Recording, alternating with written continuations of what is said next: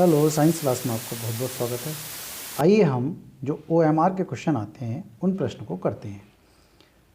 Science में पहला question कर रहे हैं हम OMR का। प्रतिरोध का मात्रक होता है एम्पियर, तो ये तो विद्युत धारा का मात्रक होता है। वोल्ट, ये तो विभवांतर का मात्रक होता है। ओम, यही मात्रक है प्रतिरोध का, क्योंकि ये ओम एक वैज्ञानिक थे, उन्हीं के नाम पर ये पड़ा है। कूलाम, ये आवेश का मात्रक है, तो ये ओम ये मात्रक हम इस पर टिक कर देंगे। आगे देखेंगे, चुंबकीय फ्लक्स का मात्रक होता है, देखो वेबर मीटर, वेबर प्रति मीटर, वेबर मीटर स्क्वायर, ये सब गलत हैं, ये भी गलत है। ये मात्रक है इसमें वेबर, बहुत इंपॉर्टेंट है। आगे देखेंगे, किसका दृष्टि क्षेत्र सबसे अधिक होता है? दृष्टि क्षेत्र सबसे अधिक होता है समतल दर्पण का। समतल दर्पण का तो यह है कि जितना समतल दर्पण होगा उसके सामने सामने का ही दिखाई देगा, उसका सामने सामने का ही दिखाई देगा, ठीक है।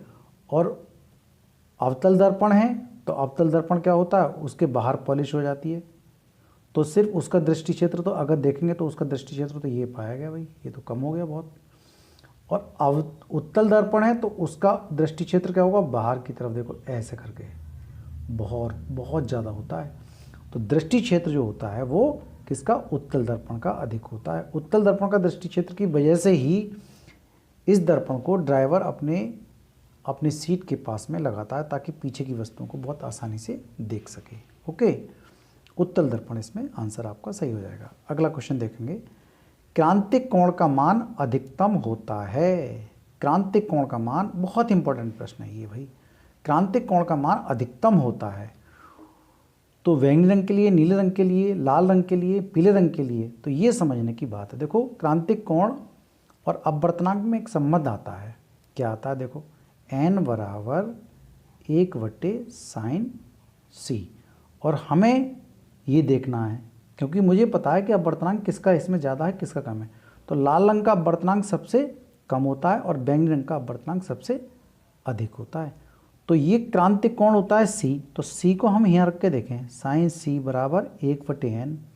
तो n का मतलब है कि 1/ अपवर्तनांक किसी चीज़ का ज़्यादा होगा, अगर ज़्यादा चीज़ से हम भाग करेंगे तो आंसर कैसा आएगा, कम आएगा, ध्यान रखना। और यदि हम अपवर्तनांक है ये और कम चीज़ से भाग करेंगे, हम कम चीज़ से भाग करेंगे तो उत्तर कितना आएगा, अधिक। ये तो बात जानते हैं आप लोग कि भाई जैसे हमारे पास लिखा है 2/10 और एक लिखा है हम 10/2, चाहे हम यहाँ पर भी 10 ले लेते हैं, चलो ऐसा कर लो, तो उत्तर कितना आया, 10×10। और अब उत्तर कितना आया, 5। तो ज़्यादा उत्तर, ज़्यादा चीज़ से भाग करते हैं तो उत्तर आता है कम, और कम चीज़ से भाग करेंगे उसी चीज़ को, देखो कम चीज़ से भाग करेंगे तो उत्तर आया अधिक। तो हमारे पास जो बैंगनी रंग का जो अपवर्तनांक है वो बहुत अधिक है, अधिक है, तो क्रांतिक कोण का मान कम हो जाएगा। और क्रांतिक कोण का मान अधिक कब आया, जब अपवर्तनांक का मान कम हो गया। अपवर्तनांक कम, इसका लाल रंग के लिए अपवर्तनांक कम होता है, तो क्रांतिक कोण का मान कैसा आएगा, अधिक। बहुत बढ़िया सवाल है ये, तो ये लाल रंग हो गया आपके पास सही। समझ में आ गया होगा, नहीं आया समझ में फिर भी एक बार इसको ज़रूर समझ लेना। ये तो भाग वाली बात है, आप जानते हो 10/10 का उत्तर तो 1 होगा, और 10/2 करें तो 2 तो इसमें छोटी चीज़ हो गई भाई, 200, तो उत्तर कैसा आएगा, अधिक। तो बैंगनी रंग का क्या है, अपवर्तनांक बहुत आता है, तो क्रांतिक कोण का मान कम आ जाएगा। और लाल रंग का अपवर्तनांक कैसा होता है, कम होता है, तो कम चीज़ से भाग करेंगे हम, तो क्रांतिक कोण का मान कैसा है, अधिक आया। समझ में आ गई होगी अब मुझे लगता है, ठीक है। चलो अगला देखेंगे, क्वेश्चन नंबर 5। प्रकाश परावर्तन के नियम कितने होते हैं? प्रकाश के परावर्तन के नियम 2 होते हैं। कैसे कैसे 2 होते हैं भाई, चलो देख लेते हैं कौन कौन से 2 होते हैं। देखो, एक होता है आपतित किरण और परावर्तित किरण, ये आपका हो गया समतल दर्पण, और ये है अविलंब। तीनों एक ही तल में होते हैं, ये बात हम जानते हैं। और दूसरा नियम क्या है कि आपतन कोण और परावर्तन कोण दोनों बराबर होते हैं। तो 2 ही नियम हो गए, आपतित किरण, परावर्तित किरण तथा अविलंब, ये तीनों एक ही बिंदु पर स्थित। तो एक नियम तो ये हुआ। दूसरा नियम क्या है कि आपतन कोण और परावर्तन कोण दोनों कैसे होते हैं, बराबर होते हैं। तो ये 2 नियम हैं सिर्फ इसके। कितने हैं, प्रकाश के परावर्तन के नियम कितने हैं, केवल 2। क्लियर, 2। चलो आगे देखें। वैद्युत धारा का मापन किया जाता है वोल्टमीटर से, तो नहीं होता है वैद्युत धारा का मापन, एमीटर से होता है, जिस पे ए लिखा रहता है। ध्यान रखें, जिस पे ए लिखा रहता है वो एमीटर से किया जाता है। गैल्वेनोमीटर में तो उपस्थिति दर्ज होती है, ये नहीं, ऊर्जा मीटर नहीं। और एक बात और बताएं, एमीटर को परिपथ में श्रेणी क्रम में जोड़ते हैं, ये बात आपको ध्यान रखनी है। अभी तुमसे पूछा जाए कि वैद्युत धारा का मापन एमीटर से किया जाता, उसको परिपथ में किस क्रम से जोड़ते हैं, तो आप बताएंगे फिर श्रेणी क्रम से। ठीक है, तो ये आंसर इसका सही हो गया, बी आंसर। वैद्युत धारा का मापन किससे किया जाता है, किससे नापी जाती है वैद्युत धारा, एमीटर से। ठीक है, चलो अगला देखें क्वेश्चन। बहुत बढ़िया सवाल है अगला वाला, बहुत इंपॉर्टेंट भी है भाई। देखो क्या लिखा है, लिखा है भाई, प्रतिरोध R के किसी तार के टुकड़े को 4 बराबर भागों में बांटा या काटा गया है। कितने, 4 बराबर भाग किए गए हैं इसके। इन टुकड़ों को फिर समांतर क्रम में संयोजित किया जाता है। किसमें, हाँ तो क्या हो गया, 7वां क्वेश्चन है, प्रतिरोध R के किसी तार के टुकड़े को 4 बराबर भागों में काटा जाता है। इन टुकड़ों को फिर समांतर क्रम में संयोजित किया जाता है। यदि तुल्य प्रतिरोध R डैश हो तो R डैश बटे R अनुपात का मान क्या होगा या होगा। देखो बहुत बढ़िया सवाल है, समझने के लिए आपको समझना चाहिए भाई। देखो मैं कर रहा हूँ, एक तार है ये वाला, सही है, इस तार के 4 भाग कर दिए गए, ये 4 बार हो गए ये। ठीक है, और इस पूरे तार का जो प्रतिरोध है वो कितना है, R है। तो ये कितना भाग हो गया, ये वाला, इसका पूरा तो है R, तो ये कितना हो गया, R बटे 4, और इसका भी कितना हुआ फिर, R बटे 4, चौथा ही भाग है ना, तो कितना हुआ इसका भी, R बटे 4, और इसका भी कितना हो गया, R बटे 4। ठीक है, इस एक भाग का इसका R बटे 4, R बटे 4, R बटे 4, R बटे 4। तो देखो अगर हम ये कहें कि R1 की वैल्यू कितनी है, R बटे 4, R2 की वैल्यू कितनी है, वो भी R बटे 4, R3 की वैल्यू कितनी है, R बटे 4, और R4 की वैल्यू कितनी है, R बटे 4। और फिर कहता है वो इनको समांतर क्रम में संयोजित किया, मतलब समांतर क्रम में इनको जोड़ा जाता है। तो चलो भाई सूत्र लगाते हैं हम। 1 बटे R, ये तुल्य प्रतिरोध है, 1 बटे R1 प्लस 1 बटे R2 प्लस 1 बटे R3, ठीक है, प्लस 1 बटे R4। देखो 4 हो गई ये। देखो हम जोड़ते हैं आराम से, फिर आप समझिएगा।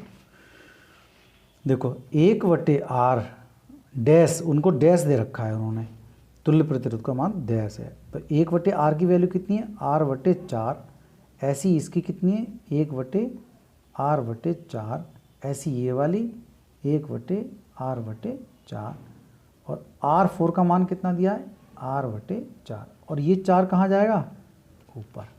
तो 1 बटे R डैश बराबर 4 बटे R, सही है भाई, और ये भी चला जाएगा, ऊपर जाएगा ये भी, ये तो नियम ही है ना जाने का। तो क्या हो जाएगा, 4 बटे R और 4 बटे R। देखो इसका लैसा लेते हैं हम,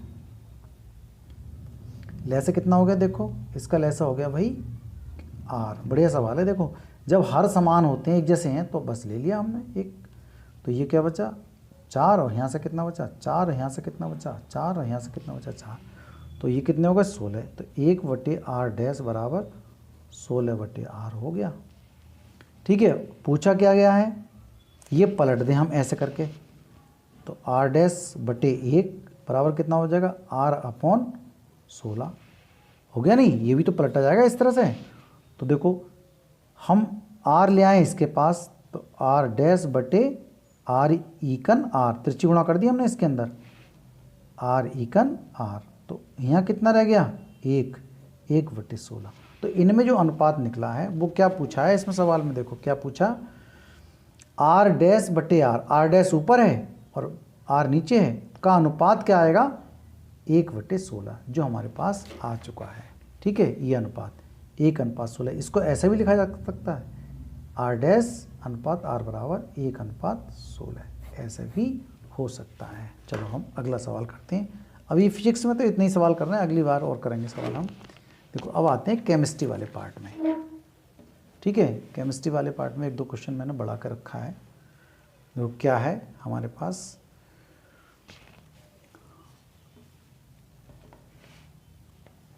अपचयन की प्रक्रिया में होता क्या है, अपचयन की प्रक्रिया में हाइड्रोजन का जोड़ होता है, मतलब हाइड्रोजन जुड़ती है। यहाँ क्या लिखा है, ऑक्सीजन का ह्रास होता है, ऑक्सीजन का ह्रास होता है, बिल्कुल सही। हाइड्रोजन का ह्रास होता है, हाइड्रोजन का ह्रास होता तो नहीं है। अपचयन में ध्यान रखेंगे, अपचयन ये शब्द है अप, अप का मतलब है जुड़ेगी हाइड्रोजन और ऑक्सीजन हट जाएगी, ये ध्यान रखो बस अपचयन में।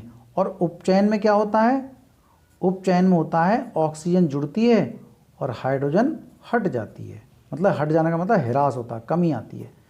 तो अपचयन में क्या होगा, ऑक्सीजन का ह्रास होगा, हाइड्रोजन का ह्रास गलत, ये गलत, ये गलत, ये गलत, तो क्या हो जाएगा आंसर, ऑक्सीजन का ह्रास होता है, मतलब कमी होती है, घटती है। ठीक है, अगला सवाल देखेंगे। क्षारक के साथ हल्दी का रंग कैसा होता है। देखो भाई, क्षारक के साथ हल्दी का रंग ना पीला ना नारंगी, अपरिवर्तित नहीं रहता। भाई जब हम साबुन से अपने कपड़े धुलते हैं तो हल्दी का दाग लग जाता है कपड़ों पर, तो साबुन जब लगता है उस पर तो वो कलर कैसा कर देता है, भूरा, लाल। ठीक है, चलो अगला क्वेश्चन देखो। सल्फ्यूरिक अम्ल में अम्लीय हाइड्रोजन परमाणु की संख्या कितनी होती है। देखो सल्फ्यूरिक अम्ल का सूत्र होता है, हम जानते हैं कितना होता है, H2SO4 होता है। तो इसमें से हाइड्रोजन कितनी निकलेंगी, 2, तो 2 होगी। सल्फ्यूरिक अम्ल में अम्लीय हाइड्रोजन परमाणु की संख्या, अम्लीय का क्यों कह रहे हैं, क्योंकि एचाइन जो देते हैं, एचाइन जब जलीय विलयन में निकलते हैं, एचाइनों की जो संख्या होती है वही तो क्या कहलाते हैं, अम्ल कहलाते हैं। जो एचाइन देते हैं, H धनायन देते हैं, तो H धनायन तो इसमें 2 निकलेंगे, तो इसका मतलब क्या हुआ, ये 2 निकलेगी संख्या। सही है, 11 नंबर देखें। जस्ता धातु हाइड्रोक्लोरिक अम्ल से क्रिया करके कौन सी निष्कासित करती है, कौन सी गैस आएगा ना, कौन सी गैस कहें इसे, कौन सी गैस निष्कासित करती है। ओजोन तो नहीं निकलती, नाइट्रोजन भी नहीं निकलती, ऑक्सीजन भी नहीं निकलती, बल्कि निकलती कौन सी, हाइड्रोजन। ये बहुत बढ़िया ढंग से आप लोग जानते हैं, क्योंकि सक्रियता श्रेणी में जस्ता जो है वो हाइड्रोजन से ऊपर होता है, इसलिए वो हाइड्रोजन को निकालेगा। सही है, आप सक्रियता श्रेणी को अच्छे ढंग से जानते हैं कि हाइड्रोजन से जस्ता ऊपर रखा हुआ है, कापर नीचे रखा हुआ है, तो कापर जो है हाइड्रोजन को नहीं निकाल पाएगा। जस्ता जेडन कहाँ रखा है, ऊपर रखा है, कोई नहीं सिखाया था हैं आपने। चलो नंबर 12, एल्केनों का सामान्य सूत्र क्या है। एल्केन जो होते हैं वो कार्बन से दुगने तो होते हैं हाइड्रोजन और 2 होते हैं ज़्यादा, वो होते हैं एल्केन, जिसमें सिंगल बॉन्ड होता है, तो ये तो एल्कीन होते हैं जिसमें हाइड्रोजन की संख्या कार्बन से दुगनी होती है, वो होते हैं एल्कीन। ये क्या होते हैं, एल्कीन।